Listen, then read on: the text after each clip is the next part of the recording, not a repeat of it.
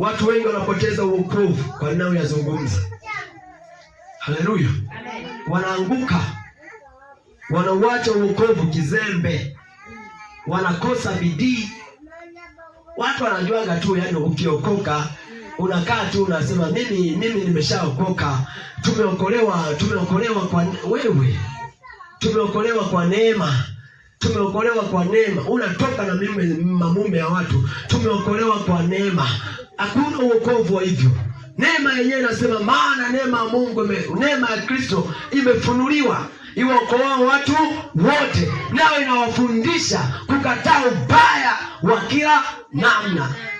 Wewe neema gani ya kufundisha?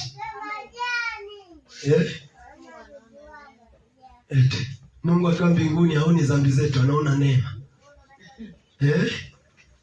Basi ilikuwa haina haja ya kutuachia Biblia. Tungekuwa tunaishi tu kwa neema ya Mungu. Kama tunakuwa tuna hili na tunakuta jua limewaka, hatuna hili na tunakuta mvua. Ndio maisha watu ambao wanataka tuishi hapa. Biblia inakataza.